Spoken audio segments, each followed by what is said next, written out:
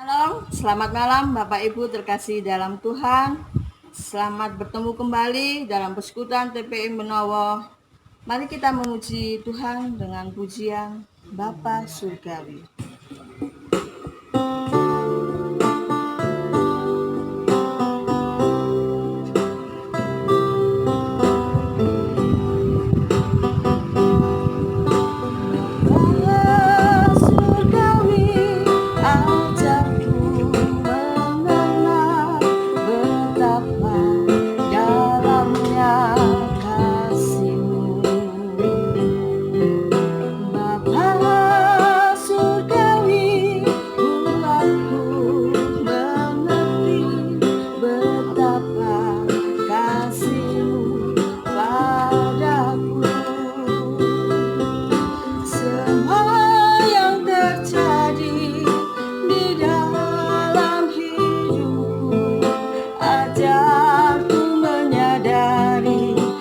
Selalu sertaku, beri hatiku selalu bersyukur padamu, karena rencanamu indah bagiku.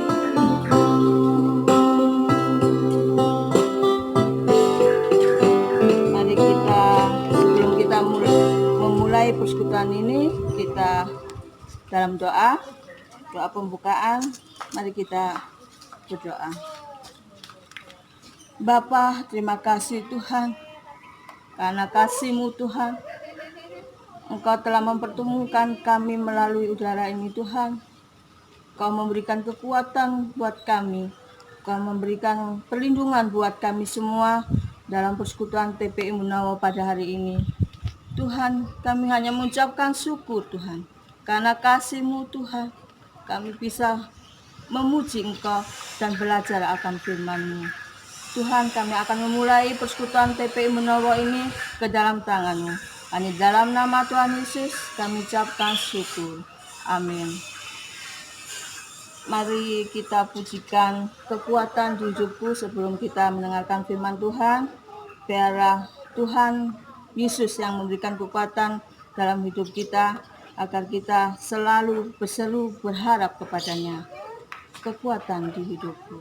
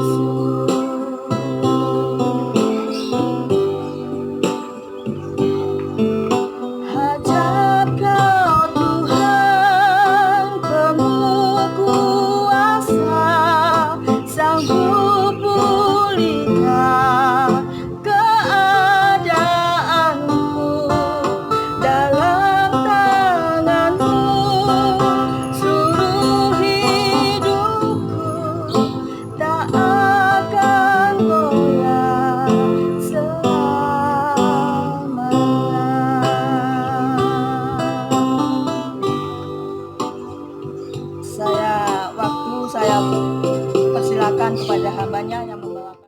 Shalom, selamat malam. Saya ucapkan kepada Bapak Ibu Saudara sekalian yang saat ini mengikuti ibadah TPI Benowo.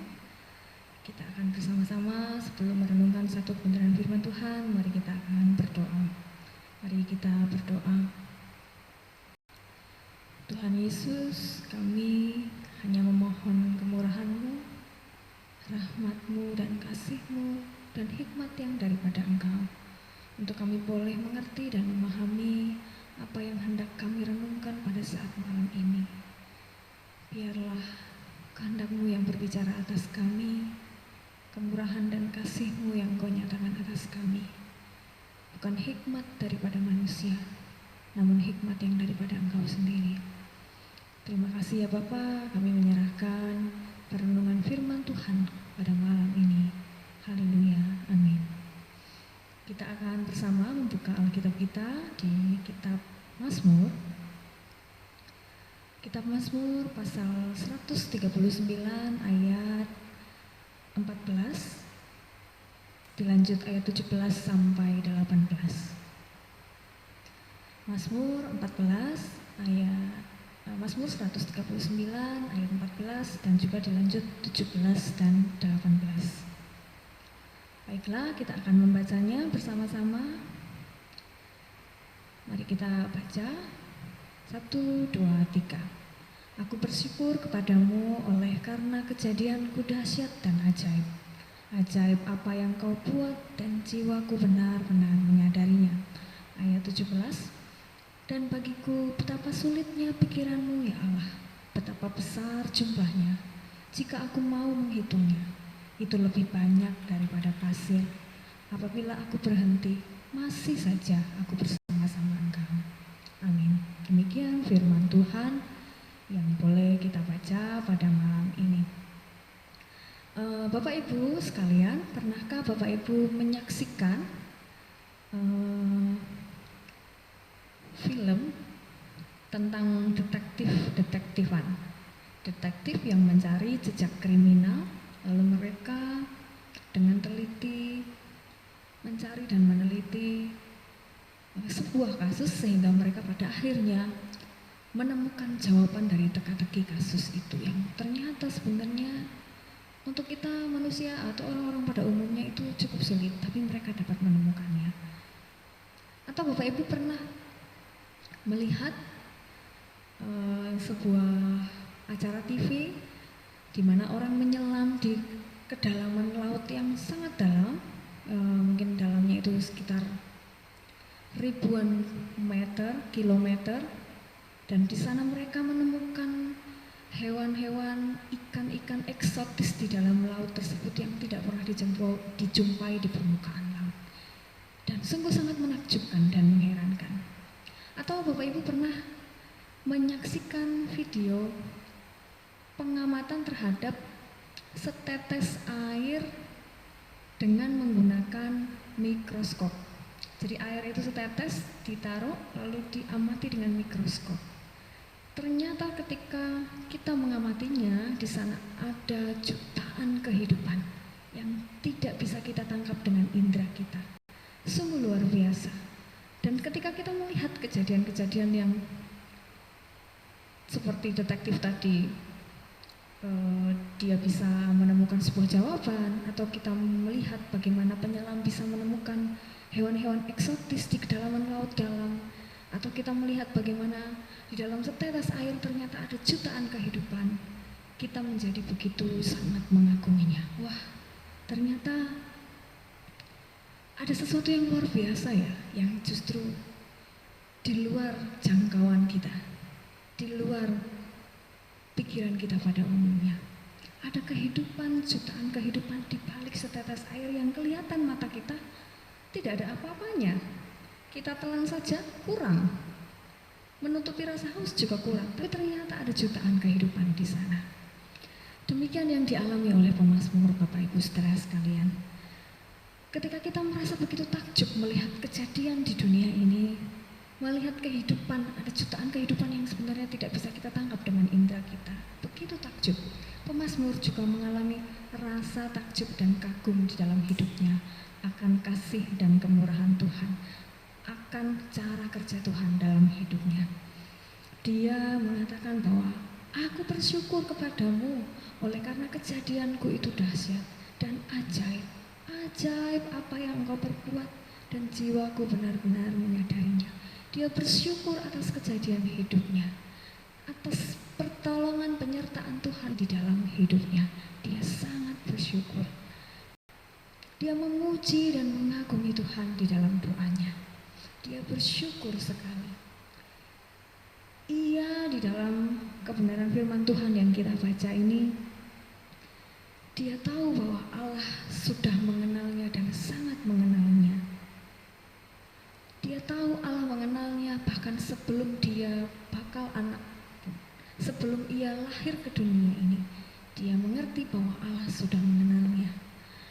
Baginya jalan-jalan hidupnya itu yang Tuhan karuniakan itu tidak terselami dan sulit dimengerti.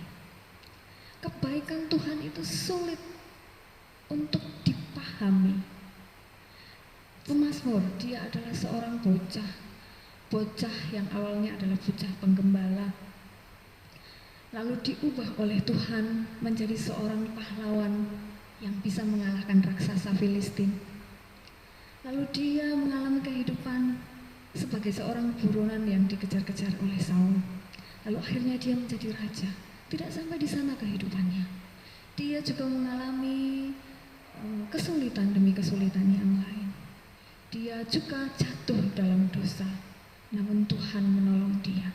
Dia merasa bahwa dalam hidupnya Allah bekerja, menenun seluruh hidupnya. Jalan-jalan Tuhan atas hidupnya itu sungguh menakjubkan dan luar biasa, sulit dimengerti. Kebaikan Tuhan di dalam diri pemazmur melebihi akal. Itu yang dia rasakan pada saat itu. Jika kita memandang pada kehidupan kita hari ini, kita juga patut bersyukur dan mengagumi kebaikan Tuhan. Ia sebenarnya sudah tahu dan sudah sangat mengenal kita sebelum kita ada di dunia ini. Dia begitu memahami seluk-beluk kita, bahkan melebihi diri kita sendiri. Jalan-jalannya atas hidup kita tidak terselami.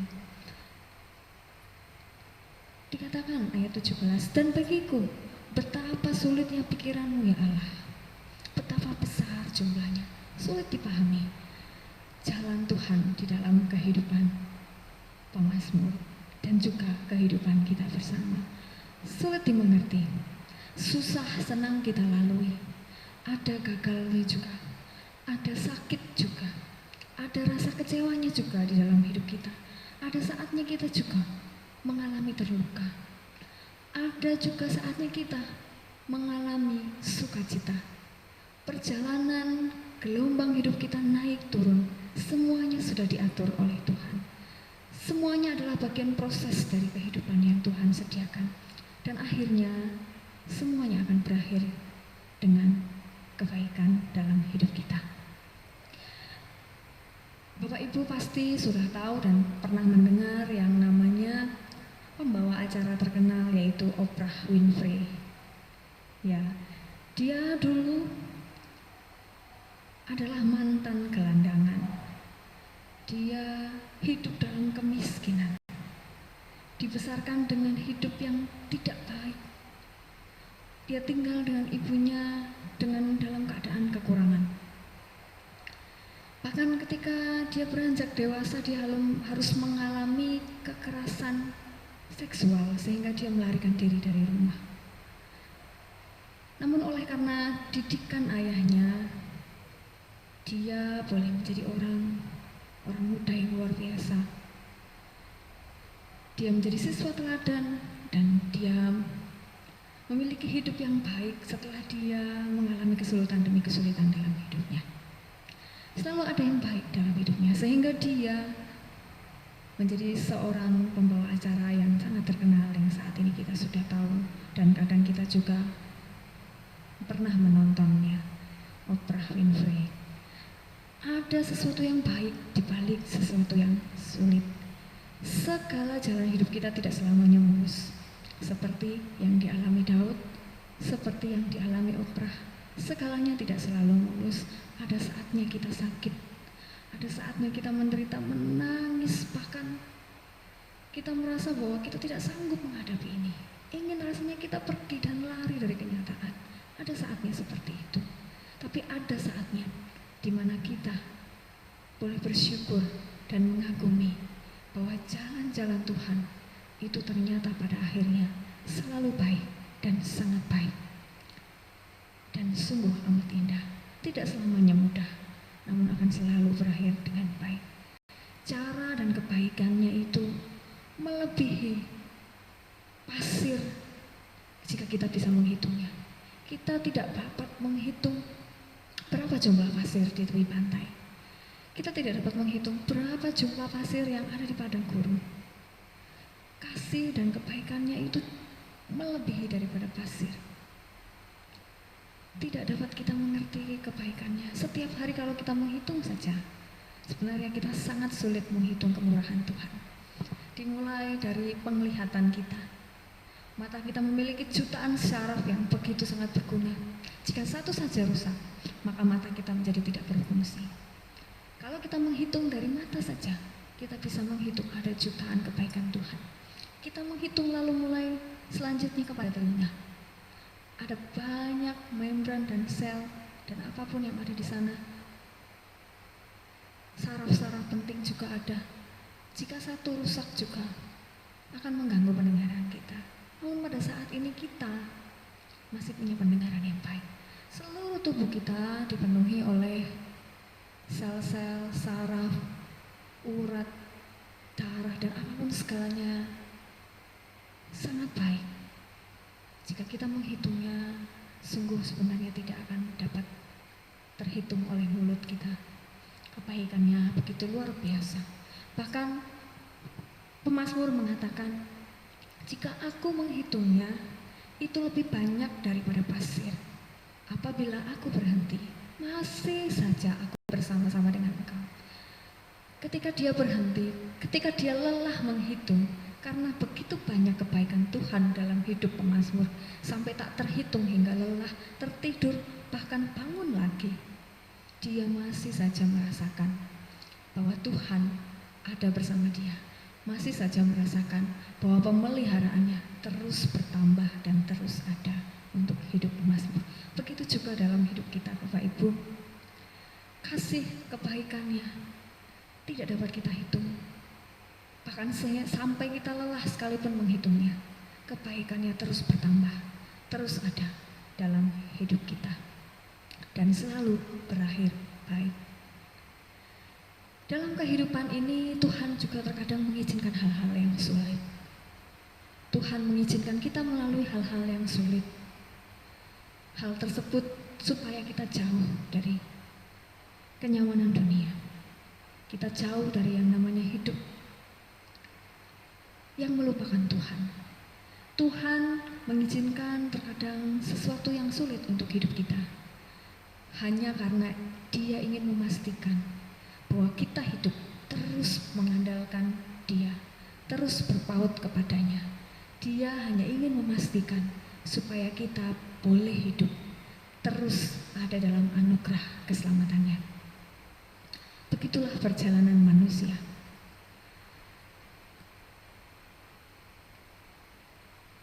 Demikian pula dalam perjalanan gereja, Bapak Ibu. Bahwa Tuhan juga menentukan jalan-jalannya atas gereja, membuat gereja tetap ada dan eksis sehingga sampai saat ini. Itu merupakan adalah jalan dan rencana Tuhan. Caranya tidak terselami dan sungguh amat ajaib.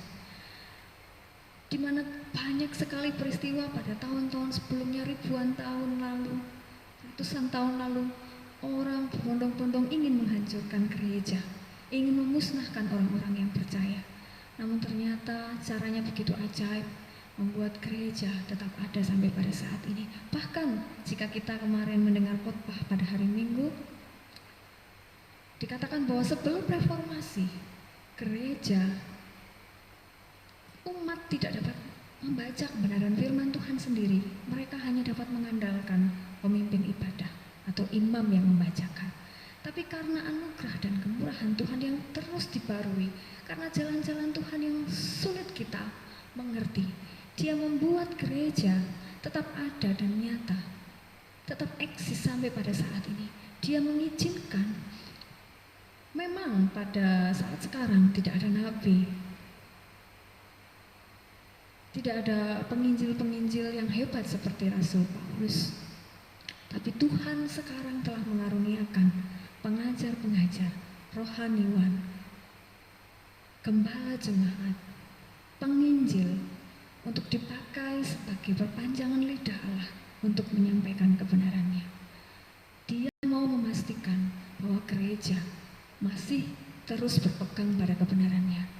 Tuhan mau memastikan bahwa gereja masih dapat eksis di tengah-tengah dunia yang sulit ini, di tengah perkembangan zaman ini. Sungguh hebat jalan-jalan Tuhan atas kehidupan umat manusia, bahkan gereja. Sungguh luar biasa, tidak dapat terselami karyanya, tidak dapat kita hitung dengan hikmat kita, karena memang kemurahannya, kedalamannya tidak dapat kita jangkau dengan akal pikiran manusia. Percayalah bahwa ketika kita saat ini mengalami kesulitan, tidak selamanya segala yang sulit yang dialami oleh kita. Mungkin kita saat ini ada yang sakit. Kenapa saya bertahun-tahun sakit dan tidak ada pemulihan? Kenapa saya bertahun-tahun mengalami keluarga saya mengalami kelemahan dalam hal ekonomi dan tidak ada yang baik? Kenapa keluarga saya tidak bisa bahagia seperti yang lain? Kenapa saya tidak punya anak laki-laki seperti yang lain atau anak perempuan? Kenapa saya harus hidup sebatang kara dan sebagainya? Percayalah bahwa kesulitan-kesulitan yang terjadi atas kita itu juga ada dalam kendali Tuhan. Percayalah bahwa segala hal sulit, sesuatu yang sakit yang kita alami tidak pernah berakhir buruk, pasti berakhir baik. Seperti yang terjadi atas Daud dan juga atas Oprah Winfrey, bahkan dalam hidup kita sendiri pasti akan terjadi demikian. Contoh seorang pengusaha di Thailand, kalau Bapak Ibu pernah menonton acara film Thailand, di mana ada seorang pengusaha muda, dia ingin sekali ikut bergabung di 7-Eleven, tapi mengalami kesulitan demi kesulitan. Orang tuanya bangkrut, dia mencoba membuat usaha, tapi ternyata selalu gagal. Bahkan sampai detik-detik kegagalannya sudah di ujung tanduk.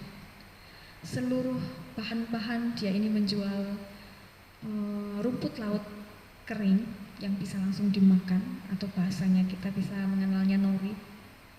Sampai pada ujung kegagalannya dia begitu frustasi. Seluruh bahan terakhir yang dia miliki karena modalnya habis itu terguyur hujan. Padahal dia sudah berkali-kali mencoba untuk membuat nori yang baik yang bisa layak jual, tapi dia tidak bisa. Sampai pada titik di mana nori mentah yang harus diolahnya itu hampir habis dan ternyata terkena guyuran hujan. Dia begitu putus asa, tapi dia mengambil nori yang basah itu, lalu dia menggorengnya, dan ternyata dia begitu heran dan takjub. Oh, ternyata begini caranya. Jadi setelah itu dia memakai cara menggoreng nori yang basah, lalu akhirnya jadilah nori yang siap layak makan, siap jual, dan hidupnya menjadi lebih baik. Hidup penuh dengan liku-liku, hidup penuh dengan sukacita juga. Ada senang, ada sedih, namun jalan-jalan Tuhan sungguh sangat ajaib, selalu memberi yang terbaik meskipun sulit untuk kita selami.